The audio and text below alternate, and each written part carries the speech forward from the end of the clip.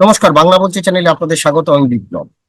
Diamond Harbour কেন্দ্রের প্রার্থী কে, আহ, তাই নিয়ে নানা সংবাদ মাধ্যমে নানা জায়গায় নানা মত, কিন্তু এখন পর্যন্ত আমাদের কাছে যা খবর, রবিবার বা সোমবারের মধ্যেই ডায়মন্ড হারবার সহ বাকি আরো 3টি কেন্দ্র, অর্থাৎ 4টি কেন্দ্রের প্রার্থীর নাম ঘোষণা হয়ে যাবে।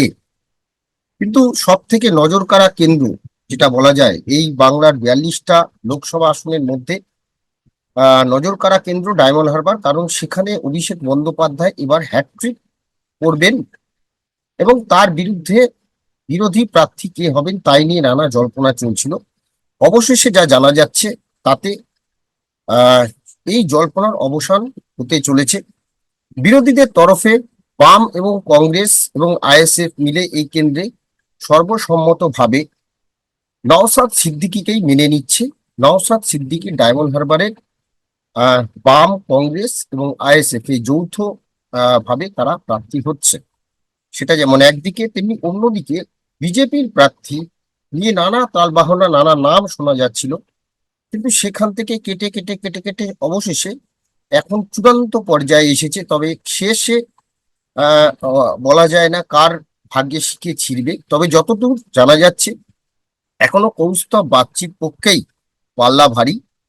তবে কৌস্তব বাগচির পক্ষেই পাল্লা ভারী, এবং কৌস্তব বাগচি যদি আহ, রাজি না হন, সেক্ষেত্রে অভিনেতা রুদ্রনীল ঘোষ, তাকে হয়তো এখান থেকে প্রার্থী করার সম্ভাবনা রয়েছে। সম্ভাবনা বলতে তিনি হয়তো টিকিটটা তাকেই দেওয়া যেতে পারে।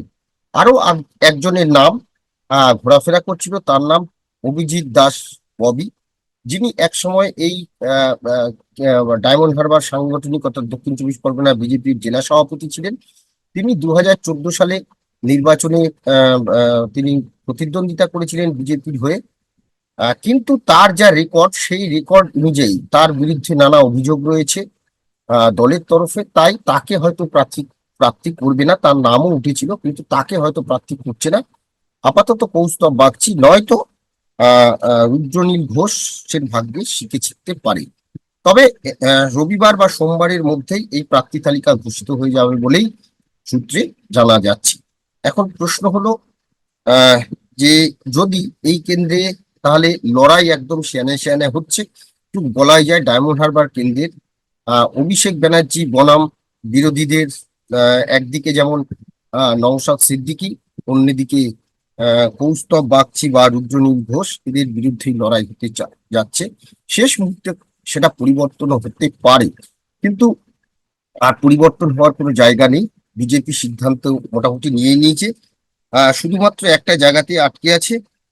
যেহেতু 4টি কেন্দ্র অর্থাৎ ডায়মন্ড হারবার, আহ, আহ, আহ, ঝাড়গ্রাম, আসানসোল এবং বীরভূম, এই 4টি কেন্দ্রের নাম প্রকাশ হয়নি, তাই একসঙ্গেই এই 4টি কেন্দ্রের নাম প্রকাশ হবে। কিন্তু সেখানে একটি জায়গা যেমন বীরভূম, বীরভূমে সম্ভবত আইপিএস দেবাশিস ধর, যিনি আহ, বিতর্কিত বলেই পরিচিত, সেই শীতলকুচি কাণ্ডে যিনি অভিযুক্ত করা হচ্ছিল, তিনি সম্ভবত তিনি তার ইস্তফাপত্র জমা দিয়েছেন। তার ইস্তফাপত্র সম্ভবত গৃহীত হয়েও গেছে, কিন্তু তার নিয়ে সমস্যা নেই। সমস্যা হচ্ছে ঝাড়গ্রামে যাকে ক্যান্ডিডেট করা হবে, প্রণব ঠাকুর, তিনি এই রাজ্যের ঝাড়গ্রামের তিনি চিকিৎসক, এবং তিনি যেহেতু রাজ্যের সরকারি চাকরি করেন, তিনি ইস্তফা দিয়েছেন, কিন্তু সেই ইস্তফা এখনো ঝুলিয়ে রয়েছে। তাই এই 4 কেন্দ্রের প্রার্থী, এবং শেষ যেটা আসানসোল কেন্দ্রের প্রার্থী নিয়েও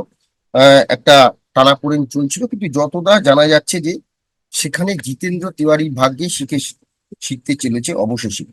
আহ, আহ, আহ, কারণ আলুওয়ালিয়া, তিনি এই আসানসোল কেন্দ্রের জন্য খুব দৌড়ঝাঁপ করেছেন, কিন্তু শেষমেশ জিতেন্দ্র তিওয়ারির পক্ষেই আসানসোল কেন্দ্রটি শিখে ছিটছে বলে জানা যাচ্ছে। এখন দেখার যে সত্যি সত্যি জিতেন্দ্র তিওয়ারি পান, নাকি আবার শেষ মুহূর্তে গিয়ে আলুওয়ালিয়া পান, সেটাও দেখার। তবে সব থেকে নজর কাড়া কেন্দ্র যে ডায়মন্ড হারবার, এই ডায়মন্ড হারবারে অভিষেক বন্দ্যোপাধ্যায় এবার তার জয়ের লক্ষ্য 4 লক্ষের বেশি, আহ, তার জয়ের লক্ষ্যমাত্রা রয়েছে। এবার সেই জায়গাটায় আইএসএফ ক্যান্ডিডেট হওয়ার ফলে সেই লক্ষ্যমাত্রা কি পৌঁছানো যাবে? কিভাবে এখানে সেই লক্ষ্যমাত্রায় পৌঁছবে? কারণ আইএসএফ যখন এখানে দাঁড়ালি, অর্থাৎ নওশাদ সিদ্দিকী যদি সত্যি সত্যি এখানে প্রতিদ্বন্দ্বিতা করেন, তাহলে কিন্তু একটা সংখ্যালঘু ভোটের একটা অংশ এবং সেই সঙ্গে সিপিএম কংগ্রেসের যে ভোটটা, সেই যে ভোটটা, সেটা কিন্তু নওশাদ সিদ্দিকীর পক্ষে যাচ্ছে। এবং অন্যদিকে বিজেপিও গতবার প্রায় এখানে 4 লক্ষের বেশি ভোট পেয়েছিল। তো সেই হিসেবে বিজেপিও এখন সেই জায়গাটায় কতটা কি করতে পারে, এখন সেদিকেই নজর। তবে এই নজর কাড়া কেন্দ্রের যে লড়াই, সেই লড়াই আগামী 1 জুন নির্বাচন এবং 4 জুন ফলাফল প্রকাশ, সেদিনই দেখা যাবে। তবে লড়াই যে একটা হাড্ডাহাড্ডি হবে তা বলাই যায়। আপাতত আমাদের আলোচনা নিয়ে আপনাদের মতামত আমাদের কমেন্টস বক্সে জানান। ভালো লাগবে অবশ্যই লাইক দিবেন। সবাই ভালো থাকবেন। নমস্কার। বাংলা বলছি চ্যানেলটি সাবস্ক্রাইব করুন এবং সমস্ত অনুষ্ঠানের আপডেট পেতে বেল আইকনটি অন করুন।